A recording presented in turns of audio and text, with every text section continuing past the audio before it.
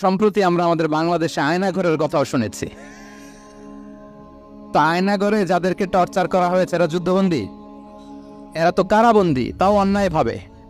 Enforce disappearance ছিল, অন্যায়ভাবে তাদেরকে গুম করা হয়েছে। অন্যায়ভাবে বছরের পর বছর যাদেরকে এভাবে কষ্ট দেওয়া হয়েছে, ফ্যামিলি থেকে দূরে রাখা হয়েছে, কিয়ামতের দিন তাদেরকে আল্লাহ জালেমের কাতারে দাঁড় করাবে। ইসলাম কারাবন্দীদের দূরের কথা, যুদ্ধবন্দীদের সাথে ভালো আচরণের কথা বলেছে। আল্লাহ বলেন ওয়ায়ুতঈমুনা আত-তাআমা আলা হুব্বিহি মিসকিনাও ওয়া ইয়াতীমান ওয়া আসীরা। বিশ্বাসীরা গরিব দুঃখীদের যেমনি খাবার খাওয়ায়, যুদ্ধবন্দীদেরও খাবার খাওয়ায়। প্রিয় ভাইরা, খুব বরকতময় একটা সময় আমরা কাটাচ্ছি। রবিউল আউয়াল মাস, এটা মিলাদুন নবীর মাস, সিরাতুন নবীর মাস, বিষ্ণু ইসলামের সিরাত আলোচনার মাস।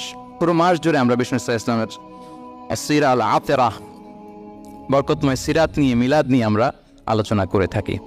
তো আজকের এই সন্ধ্যায় আমি বিষ্ণু ইসলামের সিরাত থেকে ছোট্ট একটা টপিক নিয়ে অল্প কয়েক মিনিট কথা বলবো ইনশাআল্লাহ।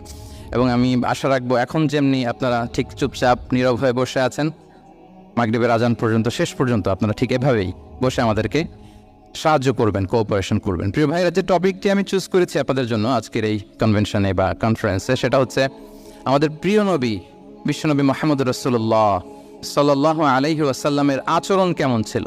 কেমন ছিল আমার প্রিয় নবীজির আচরণ?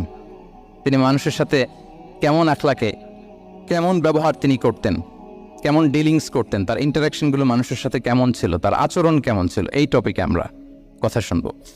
আমরা যদি কোরআনকে জিজ্ঞেস করি যে কোরআন তুমি বলো তো বিষ্ণু ইসলামের আচরণ কেমন ছিল, আমার নবীর আখলাক কেমন ছিল, ব্যবহার কেমন ছিল, কোরআন খুব প্রিসাইজলি আমাদেরকে জানায় এবং বলে যে ওয়া ইন্নাকা লাআলা খুলুকিন আযীম, and verily you are on a very good standard of character. এর অর্থ হচ্ছে নবী হে, নিশ্চয়ই আপনি নৈতিক চরিত্রের সর্বোচ্চ মানের উপর প্রতিষ্ঠিত। সুবহানাল্লাহ।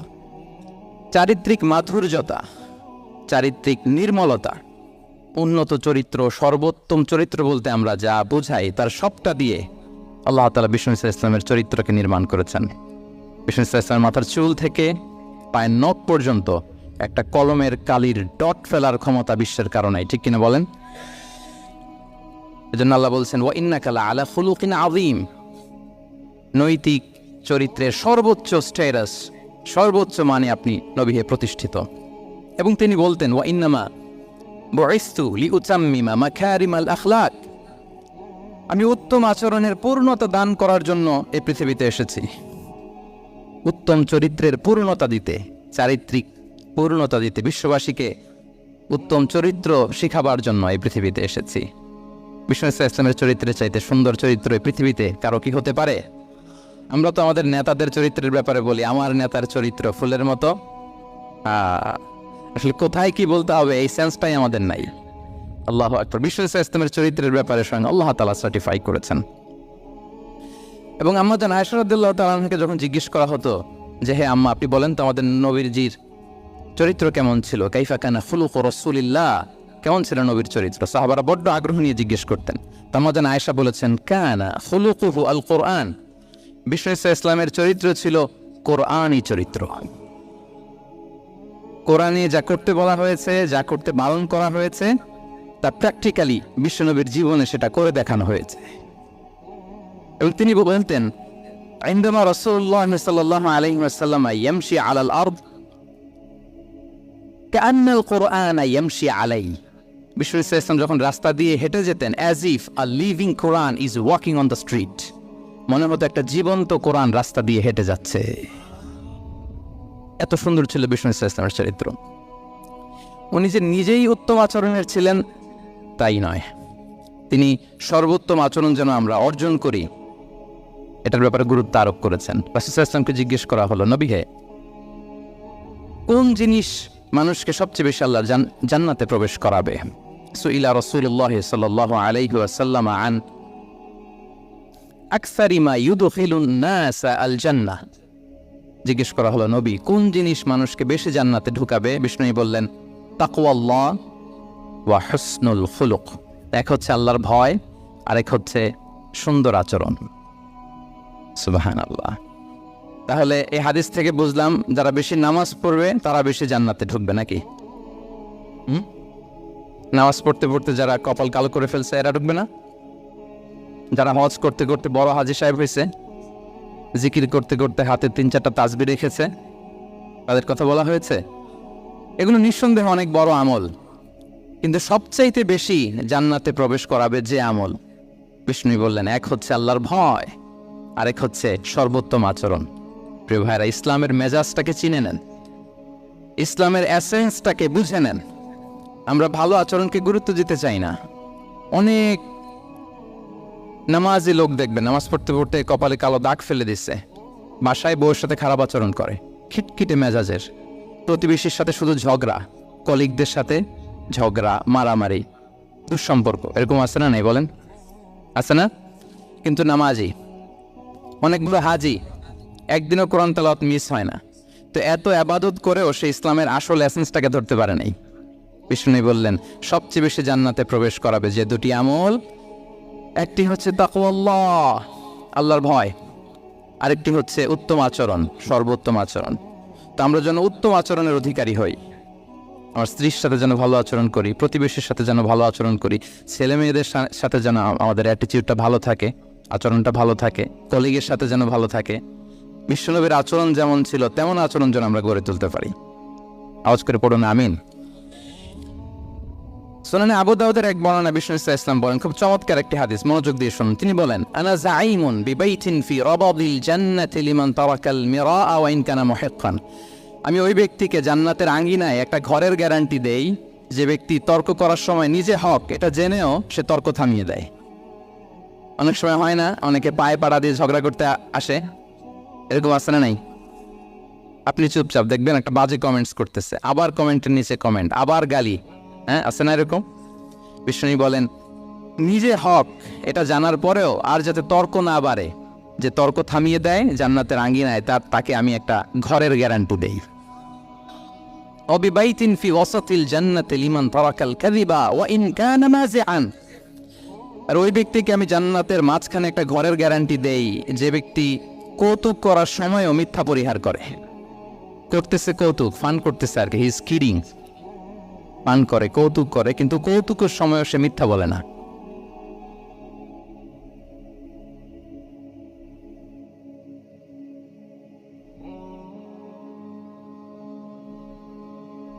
লিমান হাসানা খুলুকাহ, আর জান্নাতের একেবারে হাইস্ট পিক অফ প্যারাডাইস।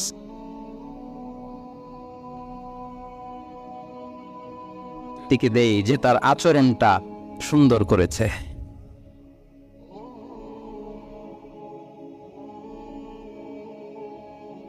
ভগবানের গ্যারান্টি দেয়। তাহলে বলেন তো, আমাদের আচরণটা সুন্দর করার দরকার আছে না নাই? এটা খুব ছোটখাটো একটা আমল, তাই না? কথা বলেন, দক্ষিণ কোরিয়া প্রবাসী ভাইয়েরা আওয়াজ করে বলেন, এটা কি সালাম দিব, সুন্দরভাবে কথা বলবো, ভালো উইশ করব, হ্যাঁ, জিঘাংসা অহংকার থেকে মুক্ত থাকবো, খিটখিটে মেজাজের হব না, অলওয়েজ স্মাইলিং ফেস থাকবে আমার, হৃদ্যতাপূর্ণ আচরণ। এই আওয়াজ করে বলেন, এই আমলটা কি ছোট না বড়? প্রিয় ভাইরা, বিষ্ণু ইসলাম সবার সাথে এরকম মাধুর্যতাপূর্ণ আচরণ করতেন, ছোট থেকে বড়, নারী থেকে পুরুষ, বন্ধু থেকে শত্রু, সবার সাথে সুন্দর আচরণ করতেন। এবং তার এই চমৎকার আচরণে মুগ্ধ হয়ে তার অনেক শত্রু মুহূর্তে তার বন্ধুতে পরিণত হয়েছে। তাহলে আসুন আমরা দেখি আমাদের প্রিয় নবীজির আচরণ কেমন ছিল। এটা ছিল ভূমিকা কথা, ইন্ট্রোডাক্টরি ডিসকাশন। যতটুকু বললাম এটা সবার কাছে ক্লিয়ার না ভাইরা? প্রিয় নবীজির আচরণ কেমন ছিল এটা নিয়ে আমরা শুনবো। শুরুতেই আমরা দেখি যে শিশু, এই যে এত বলার পরে লুকিয়ে লুকিয়ে অনেকে মোবাইল বের করে। আপনি যে ডিস্টার্ব করতেছেন আমাদের, মেহরবানি করে করবেন না, এদিকে তাকান। তাহলে শিশুদের সাথে পেয়ারা নবীজি কেমন আচরণ করতেন সেটা আমরা শুনবো। আমরা যদি থ্রু দ্য লেন্স অফ সিরা অথবা through the lens of Sunnah lens দিয়ে, আমরা তো এক একজন এক এক লেন্স লাগাই, তো দেখবেন যে সুন্দর একটা গ্লাস পরলে যেটা যেই কালার ওইটা দেখা যায়, কিন্তু নীল গ্লাস পরলে গোটা দুনিয়াটা, লাল গ্লাস লাগালে দুনিয়াটা। এই জন্য কোরআনের লেন্স দিয়ে আমরা বিশ্ব দেখি। কোন লেন্স দিয়ে বিশ্ব দেখব? We see the world through the lens of Quran. আজকের আলোচনাটা আমরা করব থ্রো দ্য লেন্স অফ সিরা, সিরাতের আলোকে, সুন্নাহর আলোকে দেখি বিষ্ণু ইসলাম শিশুদের সাথে তিনি কেমন আচরণ করতেন। বিষ্ণু ইসলামের কাছে যখন কোনো শিশু নিয়ে আসা হতো, কি খেজুর চিবিয়ে খেজুরের মিষ্টি রস লালা সহে বাচ্চার মুখে লাগিয়ে দিতেন।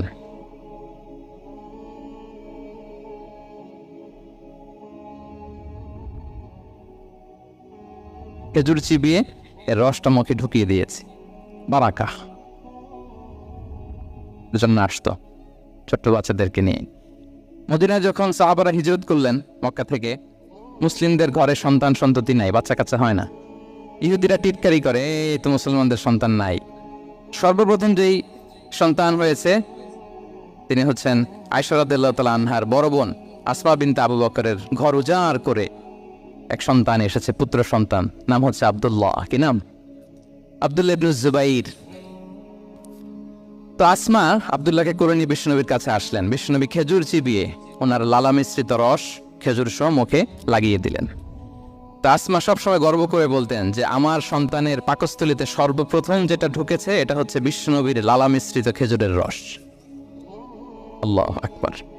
বাচ্চারা আসলে বিষ্ণুনবী তাহনিক করতেন, এবং এটা ল্যাবরেটরিক্যালি প্রুভড, সায়েন্টিফিক্যালি প্রুভড যে বাচ্চার জন্মের পরে এরকম মিষ্টি দিলে, স্পেশালি ডেটস নির্যাস যদি দেওয়া হয়, তাহলে এটা তার ইমিউন সিস্টেম বাড়ায়, রোগ প্রতিরোধ ক্ষমতা বাড়ায়, তার ব্লাড সার্কুলেশন বাড়ায়, রক্ত সঞ্চালন বাড়ায়। বিষ্ণুনবী এটা করতেন। অনেক মায়েরা বরকতের জন্য বিষ্ণুনবীর কোলে বাচ্চা দিতেন। অনেক বাচ্চা বিষ্ণুনবীর কোলেই পেশাব করেছে, হাদিস সাক্ষী। ওখান থেকে মাসালা এসেছে, মেয়ে বাচ্চা পেশাব করলে কিভাবে ক্লিন হবে, ছেলে বাচ্চা পেশাব করলে কিভাবে ক্লিন হবে। বিষ্ণুনবী কোলে নিয়েছেন, পেশাব করে দিছে ভরায়া। আল্লাহু আকবার। বাচ্চাদের মাথায় তিনি হাত বুলিয়ে দিতেন। যেই বাচ্চার মাথায় বিষ্ণুনবী হাত বুলাতেন, ওই বাচ্চার মাথায় খুব বেশি বেশি চুল গজাতো। সুবহানাল্লাহ পড়বেন না? এক ভণ্ড, সেও ছিল নবী দাবিদার, মুসাইলামাতুল কাযযাব। সে নবীকে কপি করত, নবী যা যা করতো তাই করত। তো সেও তার এলাকায় অনেক বাচ্চাদের মাথায় হাত বুলাই দিতে শুরু করলো, যে মোহাম্মদ বাচ্চার মাথায় হাত বুলালে বাচ্চার মাথায় চুল বড় হয়, আমিও তাই করব। সে বলতো আমিও নবী। সে বলতো নবু আনিস ফুনলি ওয়ানিস ফুনলা কে মোহাম্মদ, হ্যাঁ মোহাম্মদ, নবু তোমার অর্ধেক আমার অর্ধেক। কি মামুর বাড়ির আবদার দেখছেন? বলে আমারটা আমাকে বুঝিয়ে দাও। তো নবীকে কপি করতো। বিশ্বনবী কুয়ার মধ্যে লোনা পানির কুয়ায় থুতু ফেললে মুহূর্তে লোনা পানির কুয়া মিঠা পানির কুয়ায় পরিণত হতো।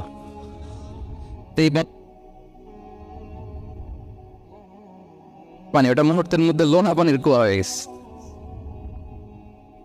তো বিশ্বনবীকে কপি করে সে তার এলাকার নবজাতক বাচ্চাদের মাথায় যখন হাত বুলিয়ে দিতে শুরু করলো, পরবর্তীতে দেখা গেল ওই বাচ্চাগুলো আজীবন ছিল, তো দূরের কথা, তাদের মাথায় চুলই ওঠে নাই। আল্লাহু আকবার, মুজিজাতুন নবী। তো বিষ্ণুনবী মাথায় হাত,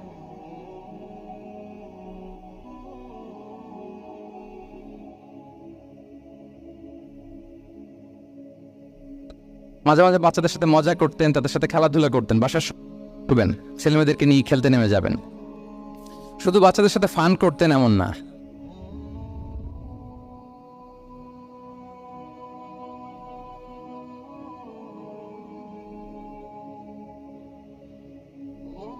বিসমিল্লাহ বলো, কুলবি আমিনিক, বা হাতে নয় ডান হাতে খাও, খুল মিম্মা ইয়ালিক, আর এদিক সেদিক থেকে নয়, তোমার সামনে যেটা আছে ওইটা খাও। সুবহানাল্লাহ। শুধরে দিতেন। সাদাকার খেজুরের স্তূপ ছিল, জাকাতের খেজুর। হাসান রাদিয়াল্লাহু তাআলা আনহু, বিষ্ণু ইসলামের দৌহিত্র, ছোট্ট মানুষ, হাঁটতে হাঁটতে যে খেজুরের স্তূপের দিকে খেজুর নিয়ে খেলতে যায়, হঠাৎ একটা খেজুর খেতে, আমরা নেই, না ভাই রাখো রাখো রাখো। আলা তাআলাম ইন্না লা নাকুলিস সাদাকা, না ভাই তুমি জানো না আমরা হাশমি খানদানের, আমরা সাদাকার মাল খেতে পারি না, আঙ্গুল ঢুকি। সুবহানাল্লাহ। এভাবে ছোট্ট বাচ্চাদের ভুলগুলো শুধরে দিতেন, কারেকশন করতেন। সুনানে নাসাইতে এসছে, কানা রাসূলুল্লাহ সাল্লাল্লাহু আলাইহি ওয়াসাল্লাম ইয়াজুরুল আনসার, তিনি যখন আনসারীদেরকে ভিজিট করতে যেতেন, ফায়ুসাল্লিমু আলা সিবিয়ানিহিম, বাচ্চাদের সালাম দেন তো নাকি? নাকি বাচ্চাদের সালামের জন্য বসে থাকেন? অনেকে মনে করে যে আমি মুরব্বী হাজী সাহেব 80 বছর, এরকম একটা ভুল ধারণা আছে না? সালাম শুধু ছোটরা দিবে, ব্যাপারটা কি এমন? না, ছোটরা বড়দের দিবে, বড়রা ছোটদের দিবে, সবাই সবাইকে দিব, ঠিক কিনা বলেন? ইনশাআল্লাহ বলেন সবাই। ওয়ায়ামসাহু বিরুসিহিম, বাচ্চাদের মাথায় হাত বুলিয়ে দিতেন, ওয়ায়াদউ লাহুম, তাদের জন্য দোয়া করতেন। তাহলে বিশ্বনবীর বাচ্চাদের সাথে আচরণ, ডিলিংস, ইন্টারাকশন কেমন ছিল বুঝতে পেরেছেন? একবার এক নামাজে ওনার নাতিদেরকে নিয়ে হাজির হলেন, হাসান হুসাইন রাদিয়াল্লাহু আনহুমাকে নিয়ে। তো নামাজের এক সিজদায় বিশ্বনবী এমন লম্বা সময় সিজদায় পড়ে রইলেন, মাথা আর উঠান না। মুসল্লিরা তো অবাক, সাহাবারা ভাবলেন হায় রে, নবীজি অসুস্থ হয়ে গেলেন নাকি, অথবা ওহী নাজিল হলো নাকি। নামাজ শেষে সাহাবারা জিজ্ঞেস করলেন, ইয়া রাসূলুল্লাহ, আপনি কি অসুস্থ হয়েছেন নাকি ওহী নাজিল হচ্ছিল? এত লম্বা সিজদা দিতে তো কখনো দেখি নাই। বিশ্বনবী বললেন, না না, কুল্লুন যালিকা লাম ইয়াকুন, কোনোটাই না, বরং ওয়ালাকিন্না বিনি ইরতাহালানি, আমার নানা ভাই হাসান হুসাইন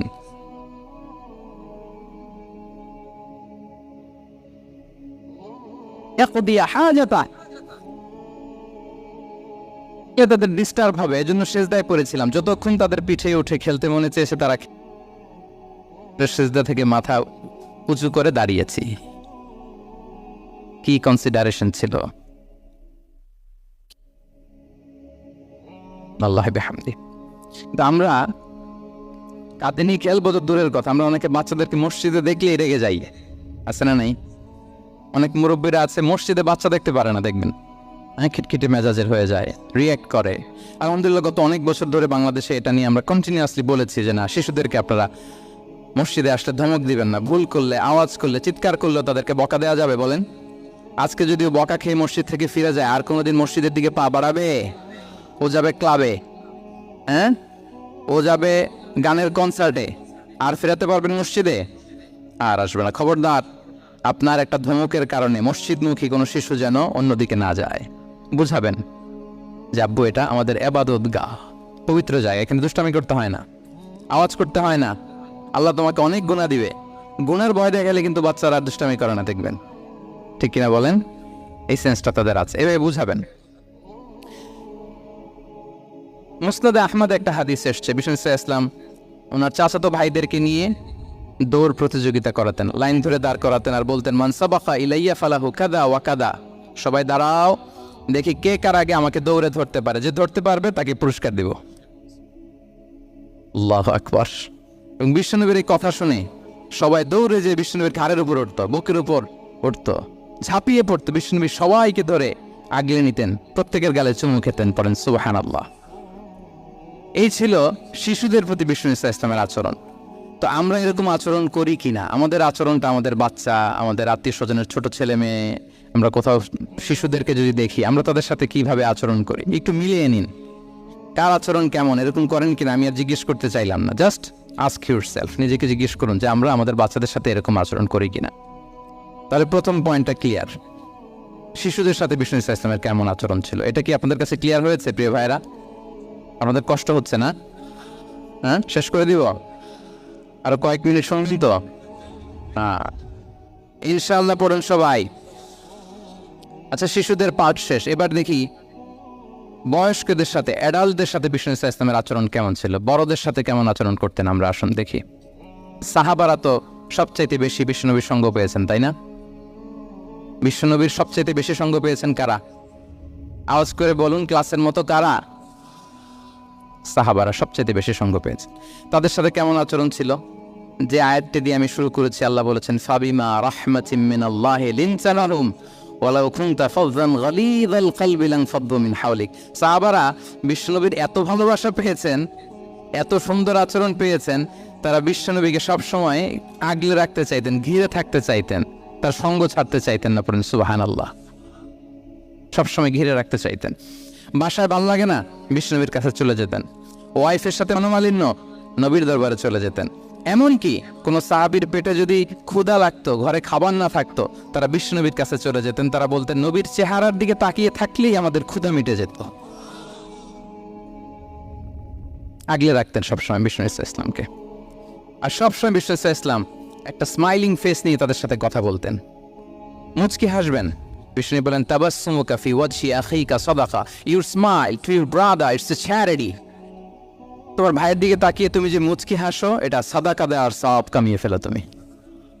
এবং সাহাবারা বলতেন মা রাআইতু আহাদান আকসারা তাবাসসুমান মিন রাসূলিল্লাহ সাল্লাল্লাহু আলাইহি সাল্লাম।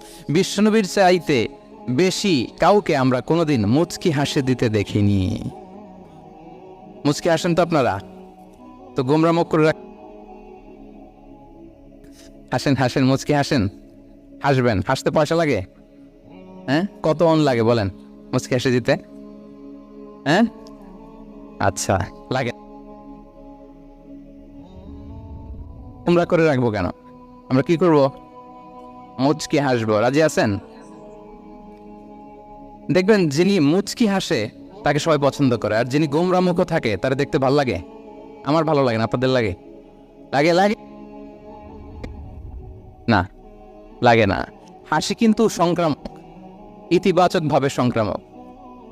আপনি হাসলে দেখবেন হেসে হেসে কথা বলে যার সাথে বলতেছেন তার একটা হাসি। আপনি গোমরা মুখ থাকলে ওই ব্যক্তিও গোমরা মুখ, ঠিক কিনা বলেন? এবং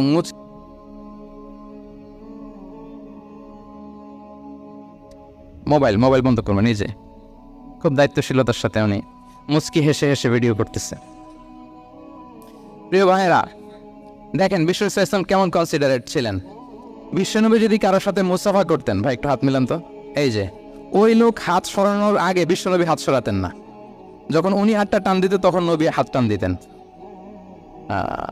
কারোর সাথে কথা বলার সময় এইভাবে আর চোখে তাকাতেন না, এইভাবে না। কথা বলতে হইলে ঘুরে তার দিকে হয়ে তাকে সম্মান দিয়ে, রেসপেক্ট দিয়ে কথা শুরু করতেন। কেউ কোনো গুরুত্বপূর্ণ কথা কানে কানে বলতে চাইলে তিনি কথা শেষ না হওয়া পর্যন্ত মাথা সরাতেন না। সুবহানাল্লাহ, আসতে বলেন। আল্লাহু আকবার, আল্লাহু আকবার। একটু মিলিয়ে নেই, আসলে কি আমরা পারি এত চমৎকার আচরণ উপহার দিতে? আল্লাহ, কতটা কনসিডারেট ছিলেন দেখেন। এক বেদুইন, অজ্ঞানহীন মানুষ, সভ্যতার ছোঁয়া তার মধ্যে লাগেনি। সে মসজিদে নববীতে ঢুকে একবার মসজিদে নববীর মাঝখানে পেশাব করা শুরু করলেন। কি করা? কোথায়? টয়লেটে? কোথায়? ইসলামের সবচাইতে দ্বিতীয় সবচাইতে পবিত্র জায়গা বিশ্বনবীর মসজিদের মাঝখানে। সাহাবারা তাকে মারতে উদ্ধত হলেন। বিশ্বনবী বললেন, দাও, থামো থামো, এই থামো থামো। কারণ প্রস্রাব করার সময়, টয়লেট করার সময় হুট করে কাউকে ধমক দেওয়া যায় না, ডাকা যায় না, দরজায় নক করা যায় না, নক করা যায় না। করলে তার ক্ষতি হতে পারে, এটা করবেন না। বিষ্ণু বললেন, দাও ওয়া হারিকু আলা বাউলিহি সাজলান মিন মা। এই রাখো রাখো, বেচারাকে পেশাব করতে দাও, করতে দাও, করতে দাও, পেশাব করতে দাও। সে পেশাব শেষ করলো। বিষ্ণু বললেন, এক বালতি পানি ঢেলে দাও। এই এক বালতি পানি বালুতে মিশে জায়গাটা পরিষ্কার হয়ে যাবে। এরপর বিষ্ণু ইসলাম বললেন, ফাইন্নামা বুইসতুম মুয়াসসিরিন ওয়ালাম তুবআসু মুআসসিরিন। তোমরা এত কঠোর হচ্ছ কেন? আল্লাহ তো তোমাদেরকে কঠোর করে পৃথিবীতে পাঠাননি, সহজপন্থী করে আল্লাহ তাআলা আমার এই উম্মতকে পৃথিবীতে পাঠিয়েছে। পড়েন সুবহানাল্লাহ। দেখেন কত চমৎকার আচরণের ছিলেন। এবং পরে লোকটাকে বুঝিয়ে বললেন, সে কালিমা পড়ে মুসলমান হয়ে গিয়েছে। আল্লাহু আকবার। এই ছিল বিষ্ণু ইসলামের ইন্টারাকশন সাহাবাদের সাথে।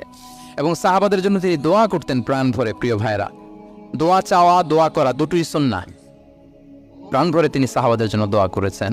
বিষ্ণু ইসলাম একবার ওয়াশরুম সেরে এসে দেখলেন কে যেন অজুর পানি রেখে গিয়েছে।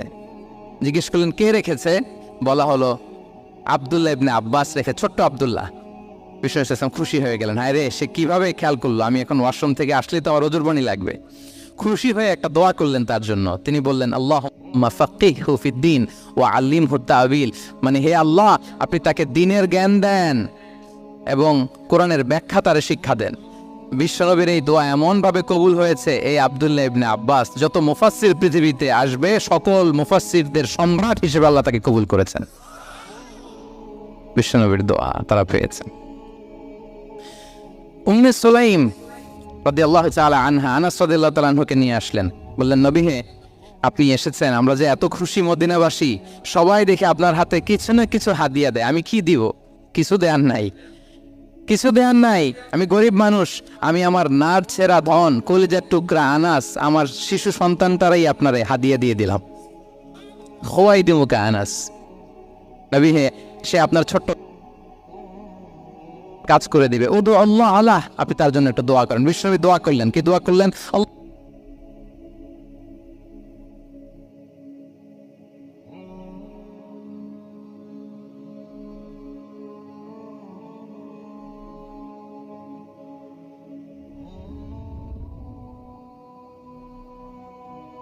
বছরে 2 বার। আর ওনার সর্বসাকুল্যে ছেলে মেয়ে ছিল কোনো বর্ণনায় 78 জন, কোনো বর্ণনায় 80 জন। কথা বলেন, আপনার পুরো গোষ্ঠীতে 80 জন আছে? ওনার শুধু ছেলে মেয়ে, একজনের ছেলে মেয়ে কয়জন? 80 জন। বিশ্বনবীর দোয়া, কি ইন্টারেকশন!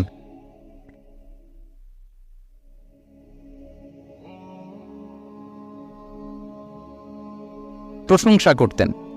আবু মুসা আল-আশআরী রাদিয়াল্লাহু তাআলা আনহু, তিনি রাত জেগে চমৎকার কণ্ঠে তেলাওয়াত করতেন। একদিন তার ঘরের পাশ দিয়ে বিশ্বনবী যাচ্ছিলেন, পরের দিন বললেন, আবু মুসা, আমি কিন্তু তোমার কণ্ঠ শুনেছি, বড় সুরেলা গলা তোমার। লাকাদ উতিতা মিজমারান মিন মাজামিরি আলি দাউদ। দাউদ নবীর গলায় আল্লাহ যে সুরের ঝংকার দিয়েছেন, উম্মতের মধ্যে আল্লাহ তোমার গলায় সেই সুরের লহরী ঢেলে দিয়েছেন। আচ্ছা বলেন, নবী যদি প্রশংসা করে যে তোমার তেলাওয়াতটা খুব সুমধুর হয়েছে, তার কেমন লাগবে বলেন তো? আচ্ছা নবী বাদ দেন, শায়েখ আব্দুর রহমান আস-সুদাইস এসে যদি আপনারে বলে তোমার কণ্ঠ তো বড় মিষ্টি, তোমার কণ্ঠ রেসাইটেশন তো বড় সুন্দর, কেমন লাগবে আপনার? আর স্বয়ং বিশ্বনবী যদি বলে, সুবহানাল্লাহ পড়বেন না? আল্লাহু আকবার। এইভাবে বিষ্ণু ইসলাম সাহাব তাদের অ্যাটেনশন গ্রো করার জন্য তিনি প্রশ্ন করতেন। একবার বলেন দেখি, কে বলতে পারে ইন্না মিনাশ শাজারি শাজারা লা ইয়াসকুতু ওয়ারাকুহা মাসালুহা মাসালুল মুমিন। একটা গাছ আছে, এই গাছের পাতা ঝরে না, এর দৃষ্টান্ত মুমিনের দৃষ্টান্ত। কে পারো দেখি? কোনো সাহাবী পারে না, কারণ তারা ভাবতেছিল দূরের ওই সিরিয়ার কোনো গাছ হবে, অমুক জায়গার মরুভূমির গাছ হবে, ঘরের পাশে যে খেজুর গাছ ওইটা আর কেউ পাবে না। বাস প্রশ্ন যেহেতু করছে, এত সহজ উত্তর হইলে তো প্রশ্ন করার কথা ছিল না। তারা এইটা বলে, ওইটা বলে, ক্যাকটাস, গুলমলাতা, ওই গাছ। নবী বলে না, ইন্নাহা আন-নাখলা, এটা খেজুর গাছ। কি গাছ? তো আব্দুল্লাহ ইবনে ওমর তখন খুব ছোট, তিনি মনে মনে ধরে ফেলছিলেন, কিন্তু ভয়ে বলে না। তো বাসায় যে ওমর রাদিয়াল্লাহুকে বলে, আব্বা আপনারা কেউ পারেন না, আমি তো জানতাম এটা খেজুর গাছ। তো বললো না যে, আব্দুল্লাহ বলে আপনি পারেন না, অন্যান্য সাহাবারা বাচ্চা ছাড়া কেউ পারে না, আমি কেমনি কই? ওমর রাদিয়াল্লাহু বললেন, আজকে যদি তুমি বলতে পারতে লাল উট পেলে আরবরা যে যত খুশি হয়, আমি তার চেয়েও বেশি খুশি হয়ে যেতাম। নবীর সামনে আমার বুকটা এত বড় হয়ে যেত। আল্লাহু আকবার। দেখেন, প্রশ্ন ছুড়ে দিয়ে মনোযোগ আকর্ষণ করতেন সাহাবাদের। রসিকতা করতেন মাঝে মাঝে, রসিকতা। এক সাহাবী বলেন, ইয়া রাসূলুল্লাহ, আমার চলতে বড্ড কষ্ট হয়, আপনি যদি দয়া করে আমাকে একটা উট দিতেন, তাহলে আমি রাইড নিতাম এটার উপরে, এটা দিয়ে চলতাম, সফরের কষ্ট কমে যেত। বিষ্ণু বলেন, যাও ঠিক আছে, তোমাকে একটা উটের বাচ্চা দিব। কি দিব? সাহাবী বলেন, ইয়া রাসূলুল্লাহ, আমি চাইলাম কি আর আপনি বললেন কি? আমার তো লাগবে এমন উট যে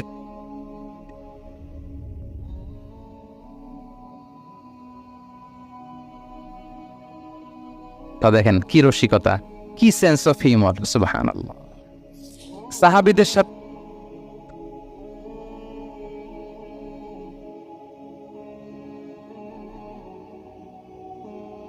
পঞ্চম হিজরিতে নিজে মরুভূমির বালু খনন করে পেটে পাথর বেঁধে পরীক্ষা খনন করেছেন সাহাবীদের সাথে।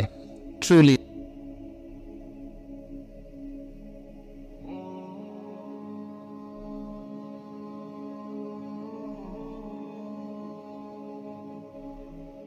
কেন শুনবো? এরকম একটা মেন্টালিটি অনেকের আছে না? নেই? অনেক সময় তাদের মধ্য থেকেও ভালো পরামর্শ আসতে পারে না? বলেন পারে কি না? বিশ্বনবী দেখতেন, কেউ ভালো পরামর্শ দিলে সেটা পিক করতেন, নিয়ে নিতেন। বদরের যুদ্ধে মুসলিম সৈন্যরা কোথায় ক্যাম্প,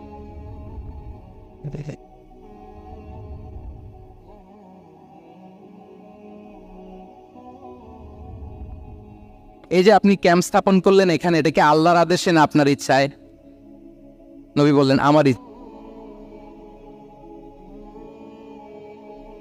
সিলেকশন ঠিক হয় নাই। তাহলে কোথায়? হাব্বাব বললেন, ইয়া রাসূলুল্লাহ, ওই যে কূপ দেখা যায় ওখানে।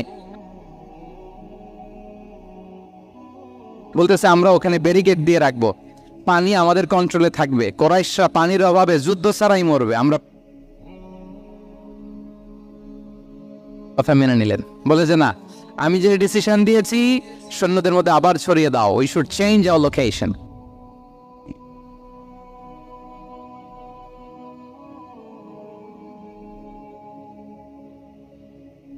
সাথে গেল, বড়দের সাথে, সাহাবাদের সাথেও গেল।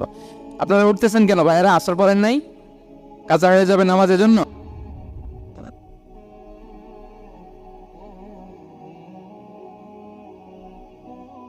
ঘটে গিয়েছে। আল্লাহ। আচ্ছা, 3 নম্বরে স্টাফের সাথে ছিল, সিরাতে এসেছে। সবার কথা তো বলা যাবে না, একজনের কথা বলি, আনাস রাদিয়াল্লাহু তাআলা আনহুর কথা। একটা ওয়াজ করতে যে আমি বললাম আনাস নামটা কেমন লাগে, কারণ অনেকে বাচ্চা নিয়ে এসে বলে হুজুর নাম রেখে দেন। তাই বললাম আজকে এখানে নাম দিয়ে দেই আনাস। এই বছর এই লক্ষ্মীপুরে যত বাচ্চা হবে যাদের মনে চায় আনাস রেখে দিয়েন।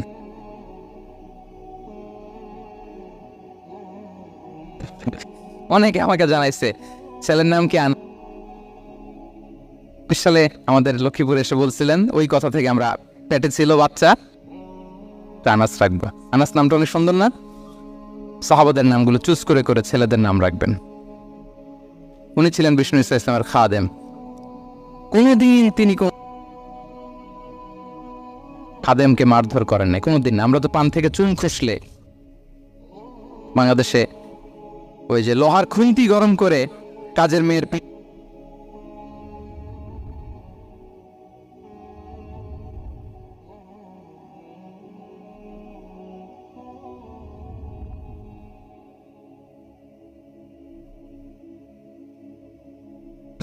তার ব্যাপারে কি বলে তার স্ত্রী, এরপর তার ঘরের কাজের মহিলাটা কি বলে, এদের কাছে নক করলে আপনি বড় সাহেবের আসল তথ্য পেয়ে যাবেন। কথা বুঝতে পেরেছেন?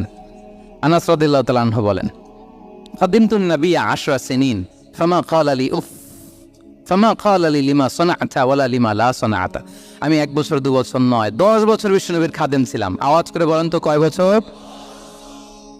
একদিনের জন্য আমার কোনো কাজে বিরক্ত হয়, ও ইস আহারে, বিরক্ত হয়ে আমরা এগুলো বলি না? একদিনের জন্য বলে না, একদিন, একটি মুহূর্তের জন্য। এই 10 বছরে একটিবারও পেয়ারা নবীজি বলেন নাই আনাস এটা কেন করলে। একবারের জন্য বলে নাই আনাস এটা করলে না কেন, একবারের জন্য তিনি বলেন নাই। আনাস রাদিয়াল্লাহু তাআলা আনহু বলেন, একদিন একটা কাজে আমি ছোট মানুষ, জুব্বা আনতে যে ভুলে আমি মদিনার খেলতে আরম্ভ করলাম, খেলা দেখতে আরম্ভ করলাম। বাচ্চারা রাস্তায় খেলাধুলা করে না?